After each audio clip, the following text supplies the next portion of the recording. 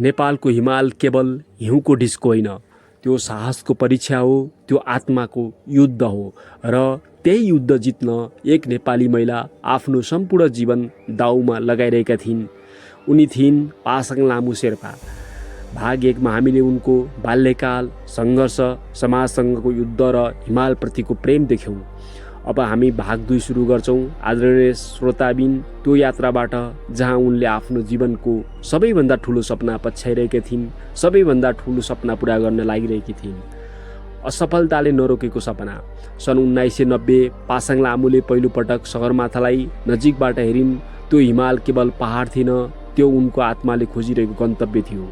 तर हिमाल सजिलो थिएन। पहिलो प्रयास असफल भयो, दोस्रो प्रयास मौसमले धोका दियो, तेस्रो प्रयास शरीरले साथ दिएन। अरू कोही भएको भए सायद हार मानिसक्थ्यो, तर पासाङ लामु फरक थिइन्। उनले हार मानिनन्। उनी भन्थिन्, म जन्मजात पर्वतारोही होइन, म त सामान्य गृहिणी हुँ, तर म नेपाली सपना देखाउन चाहन्छु, नेपाली महिलाको सपना देखाउन चाहन्छु। महिला पनि असम्भव जित्न सक्छिन्, महिलाले पनि पहाड चढ्न सक्छिन्, महिलाले पनि हिमाल चढ्न सक्छिन् भनेर उनको त्यो भनाइ आज पनि हजारौं नेपाली महिलाको प्रेरणाको स्रोत बनेको छ। समाजको कठोर वास्तविकता। त्यो समय नेपालको समाज सम्झिनुहोस् त, महिलाले ठुलो सपना देख्नु नै अपराध जस्तो मानिन्थ्यो। घर बाहिर निस्किने महिलालाई आलोचना गरिन्थ्यो, उनको कुरा काटिन्थ्यो। पर्वतारोहण त्यो त पुरुषको काम भनिन्थ्यो। त्यो कठोर र गाह्रो र साहसी काम भएकोले पुरुषले मात्र गर्न सक्थ्यो र पुरुषले मात्र गर्नुपर्छ भन्ने विश्वास थियो। जब पासाङ लामुले हिमाल चढ्ने कुरा गर्थिन्, धेरैले हाँसेर उडाइदिन्थे। महिला भएर हिमाल चढ्ने, घर सम्हाल्न सक्नेले सगरमाथा जित्ने, त्यो सम्भव छैन, त्यो झुटो सपना हो, यस्तो सपना देख्न छोडिदेऊ भन्थे। तर इतिहास बदल्ने मानिसहरू सधैँ यस्तो उपहासको बीच जन्मिन्छन्। पासाङले समाजसँग झगडा गरिनन्, उनले केवल काम गरिन्, चुपचाप र तर लगातार प्रयास गरिन्। पासाङ लामु केवल पर्वतारोही मात्र थिएनन्, उनी आमा पनि थिइन्, पत्नी पनि थिइन्, परिवारको जिम्मेवारी पनि थियो। तर भित्र कतै एउटा आगो बलिरहेको थियो। हिमालले उनलाई बोलाइरहेको थियो। एकातिर बच्चाहरूको अनुहार, अर्कोतिर सगरमाथाको शिखर।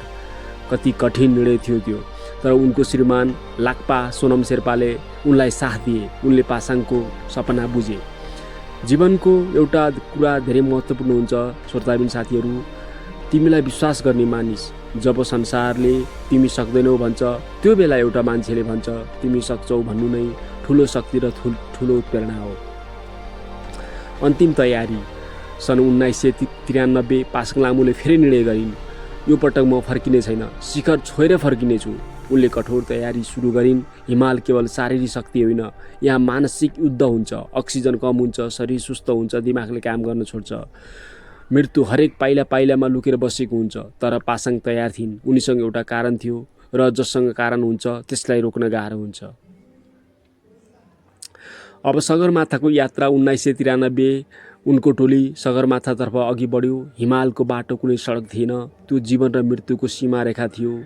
त्यो कठिन थियो, त्यो एकदम चुनौतीपूर्ण थियो। कहिले हिउँ आँधी, कहिले चिसो हावा, कतै खाडल, कतै खोज। प्रत्येक पाइला मृत्युको नजिक दौडिरहेको थियो। तर पासाङ लामु अघि बढिरहेका थिइन्। उनले अब यो केवल व्यक्तिगत सपना थिएन, उनले यो सम्पूर्ण नेपालीको महिलाको सम्मानको युद्धको निम्ति लागि पर्नु परेको थियो, लागिरहेकी थिइन्। मृत्युको छाया। सगरमाथाको माथिल्लो भाग जहाँ मानिसको शरीर बिस्तारै बन्द हुन थाल्छ, त्यहाँ एउटा गल्तीले जीवन समाप्त हुन सक्छ। टोलीको एक सदस्य गम्भीर बिरामी परे। पासाङले उनलाई बचाउने प्रयास गरिन्। त्यो क्षण उनले आफ्नोभन्दा अरूको जीवन सोचिन्। यही मानवता हो, यही महानता हो, यही नै सबभन्दा ठुलो कर्म हो। महान मानिसहरू केवल आफ्नो लागि मात्र बाँच्दैनन्। इतिहास बनेको क्षण। 22 अप्रिल 1993 त्यो दिन नेपालको इतिहास बदलियो। पासाङ लामु शेर्पाले सगरमाथाको शिखर छोइन्, सगरमाथाको शिखर चढ्न सफल भइन्। नेपालकी पहिला महिला विश्वको सर्वोच्च शिखरमा पुगेकी थिइन्। कल्पना गर्नुहोस् त्यो क्षण। तल सम्पूर्ण संसार, माथि केवल आकाश र बिचमा उभिएकी एक नेपाली छोरी। त्यो केवल व्यक्तिगत जित थिएन, त्यो सम्पूर्ण नेपाली महिलाको घोषणा थियो। हामी पनि सक्छौँ, हामी पनि कमजोर छैनौँ भन्ने थियो। त्यसैले अब उनले सगरमाथा शिखर जब चढेर उनी चाहिँ त्यो यात्रा सकिन्। त्यसपछि अब शिखरपछि सुरु भएको त्रासदी। मित्र, जब उनले शिखर चढिसकिन् तर सगरमाथाको वास्तविक परीक्षा शिखरपछि सुरु हुन्छ। धेरै मानिसहरू माथि पुगेर होइन फर्किने क्रममा मर्छन्। मौसम अचानक बिग्रियो, हावा चिच्याउन थाल्यो, हिउँ आदि आयो, चिसो असह्य भयो। पासाङ शरीर कमजोर बन्दै गयो, उनी थाकिसकेकी थिइन् तर अझै तल झर्न बाँकी थियो। त्यसपछि हिमालले उनलाई आफूमै समायो, आफूमै निल्यो। एउटा मृत्यु जसले देश रुवायो। नेपाल स्तब्ध भयो, किनकि एउटा महिलाले असम्भव जितेकी थिइन् तर त्यो जितसँगै आफ्नो जीवन पनि गुमाएकी थिइन्। काठमाडौँका सडकहरू शोकमा डुबे, मानिसहरू रोए, किनकि पासाङ अब केवल शक्ति होइनन्, शक्ति मात्र होइनन्, उनी महाशक्ति बनिन्।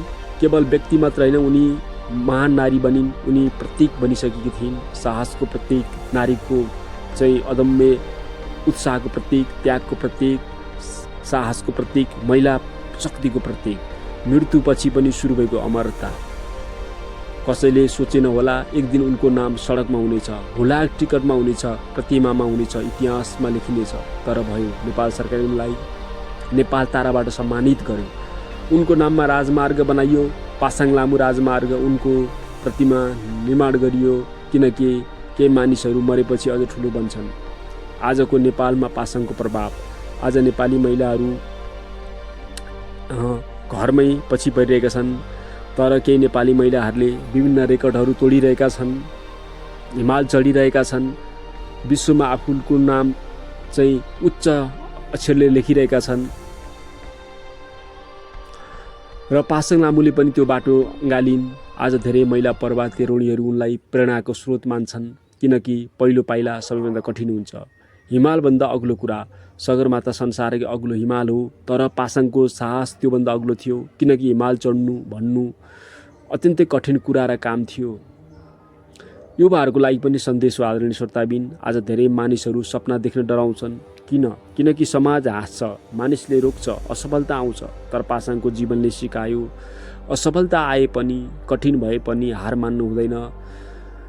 जो हार मान्छ त्यो साँच्चैकै हार हो। जसले जित्छु भन्ने साहस राख्छ, सफलता उसैले प्राप्त गर्छ। यदि उनको पहिलो असफलतामा हार मानेको भए आज उनको इतिहासमा नाम लेखिँदैन थियो। कहिलेकाहीँ जीवन लामो भएर पनि स्थिर हुँदैन, कहिलेकाहीँ उद्देश्यपूर्ण भएर पनि मान बन्छ। पासाङ लामो शेर्पाले छोटो जीवन बाँचिन्, तर यस्तो जीवन बाँचिन् जुन 100औं वर्षसम्म सम्झिरहनेछ। आज पनि सगरमाथा माथि सूर्योदय हुन्छ, सायद हिमालको हिउँमा उनको साहस चम्किरहेको हुन्छ। उनी गएकी छैनन्, उनी प्रत्येक नेपालीको छोरीको सपनाको रूपमा बाँचेकी छिन्। संसारले उनलाई एउटा अदम्य साहस भएको नारीको रूपमा सम्झिरहनेछ। यसरी नै उनले एउटा इतिहास रचिन् र संसारबाट बिदा भइन्। उनको बाटो पछ्याउने हजार नेपाली महिलाहरूलाई यो एउटा प्रेरणाको स्रोत हो। यहाँहरूलाई आजको भिडियो कस्तो लाग्यो कृपया मन परेमा लाइक, सब्सक्राइब र सेयर गर्नुहोला। हस्त धन्यवाद।